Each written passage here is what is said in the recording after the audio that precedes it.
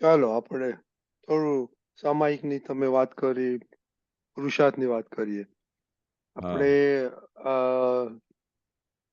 સ્થૂળ દોષો, સૂક્ષ્મ દોષો, સૂક્ષ્મતમ દોષો, સૂક્ષ્મતર જોયા.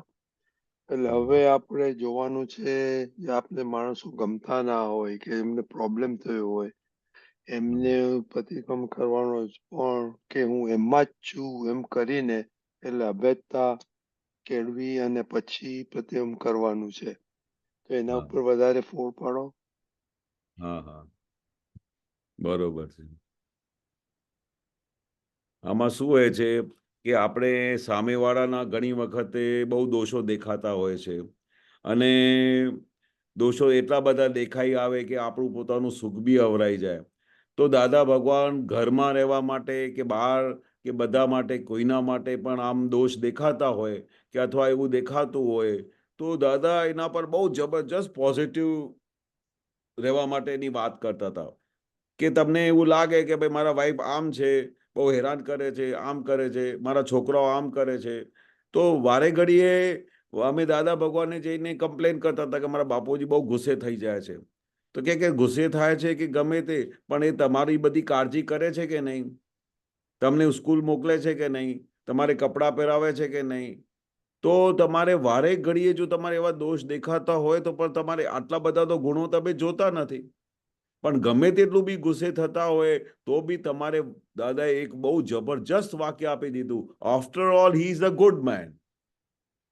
આફ્ટર ઓલ ગમે તે તમે બધા એમના દોષ કાઢો, આમ કરો તેમ કરો, પણ એમને એમને જે તમારી આટલી બધી કાળજી કરે છે, તમારું રક્ષણ કરે છે, તમને હેલ્પિંગ કરે છે, તો તમારે જ્યાં સુધી એ વિઝન તમારું ડેવલપ નહીં થાય ત્યાં સુધી તમારે એમના દોષ દેખાયા જ કરશે. તો દાદા ભગવાને બહુ જબરજસ્ત વસ્તુ આપી દીધી અમને કે after all he is a good man, after all your father is a very good man. તો જ્યારે બી આપણા વાઈફ માટે, છોકરાઓ માટે આવું પોઝિટિવ જ્યારે આપણે કરીશું ને ત્યારે જ એમના દોષ જોવાના બંધ થશે. ત્યારે જ આપણે એમને નિર્દોષ જોવાની દ્રષ્ટિ આવશે. કારણ કે આપણે તો બાહ્ય વસ્તુથી બધું જોઈ લઈએ છીએ, પણ ઇન્ટરનલી જ્યારે ડેપ્થમાં જઈએ કે તે એ લોકો કેટલા બધા હેલ્પફુલ થતા હોય છે, કેટલી બધી અમારી કાળજી કરતા હોય છે. આપણે તો બાહ્ય એક વસ્તુને પકડીને, કારણ કે જે વસ્તુ આપણે ના ગમે એટલે સામેવાળાને આપણે રોંગ માર્ક્સ મારીને ફેલ કરી દેતા હોઈએ છીએ. પણ આ ધીરે ધીરે ધીરે આપણે એ સ્ટેજ પર પહોંચવાનું છે કે આખું જગત આપણે નિર્દોષ દેખાય અને આપણે હવે કોન્સન્ટ્રેટ પોતાની અંદર કરવાનો છે કે આપણી અંદર શું ભરેલું છે. આપણે બહારના બીજાના દોષો જોવામાં એટલી બધી ભૂલ કરતા હોઈએ છીએ કે આપણે પોતાના દોષ જોવાના જ બંધ થઈ જતા હોય છે.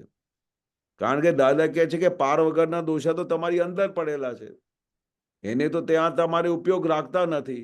અને ત્યાં જ્યાં સુધી તમારે એના પર ઉપયોગ રાખશો ત્યારે ધીરે ધીરે ધીરે તમારે આ બધી વસ્તુ પકડાશે અને ત્યારે બધા દોષો જશે.